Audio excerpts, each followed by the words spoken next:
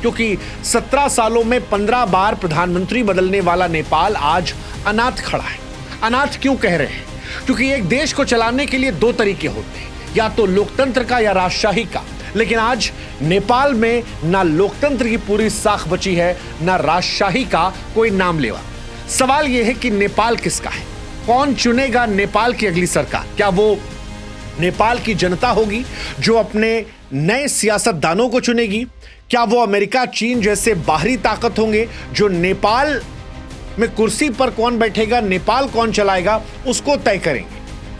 सवाल यह भी कि जिस सेना ने नेपाल की कमान को संभाला है, क्या वो पाकिस्तान की तरह अपने अंदर महत्वाकांक्षा तो नहीं पाल लेगी कि हमें ही सरकार चलानी है, क्योंकि जनता जो है वो राजनेताओं से या राजशाही से खुश नहीं है? या फिर नेपाल के वो मेयर जिनके बारे में कहा जा रहा है कि इस क्रांति को असली आवाज उन्होंने पीछे से दी, और वो मेयर जो टाइम्स मैगजीन में टॉप 100 में आए, वो नेपाल के अगले प्रधानमंत्री बन जाएंगे। नेपाल का अगला प्रधानमंत्री कौन बनेगा, इसको हम आपको बताएं उससे पहले हम आपको बताते हैं कि बीते 17 सालों में नेपाल को कैसे 15 प्रधानमंत्री बने। दरअसल नेपाल एक ऐसा देश है जो राजनीतिक तौर पर हमेशा अस्थिर नाव पर रहा।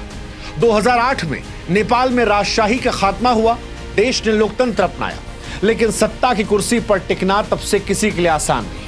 17 सालों में 15 प्रधानमंत्री, और यह आंकड़ा अपने आप में इस देश की राजनीतिक अस्थिरता की कहानी को बयां करता है। 2008 में पुष्प कमल दहल प्रचंड वो बनते हैं प्रधानमंत्री, 16-17 में बनते हैं, 2022 से 24 के बीच में भी वही रहते हैं।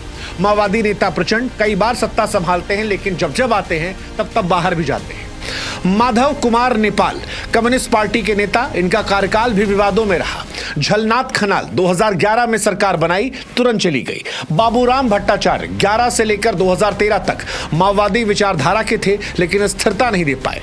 खिलराज जो थे वो 2013-14 में आए, राजनीतिक चेहरा। सुशील कोइराला नेपाली कांग्रेस के नेता जिनका कार्यकाल छोटा रहा। फिर आए केपी शर्मा ओली, वही जो इस बार भाग कर गए हैं। 2015 में प्रधानमंत्री बने, 18 से 21 में भी थे, फिर 25 से बने। कई बार आए, लेकिन भ्रष्टाचार के दलदल में हमेशा डूबे रहे। शेर बहादुर देउवा 17 से 18 और 21 से 22 में प्रधानमंत्री थे।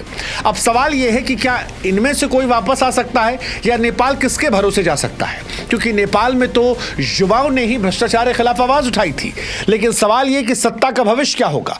क्या बालेंद्र सुमन या रवि जैसे चेहरे जो हैं वो देश को बचाएंगे, या कोई और है जो यहां पर आएगा, कोई ऐसा जिसने ये क्रांति लाई हो? जेनजी ने भ्रष्टाचार के खिलाफ जब आवाज उठाई तो जेनजी अब चाहते हैं कि उनके पसंद के लोग भी सत्ता में आए, वो जो उनके मुद्दे जिसमें बेरोजगारी है, शिक्षा है, अर्थव्यवस्था है, उनका सामना करें। अब ये कौन कर सकता है? ये वो कर सकता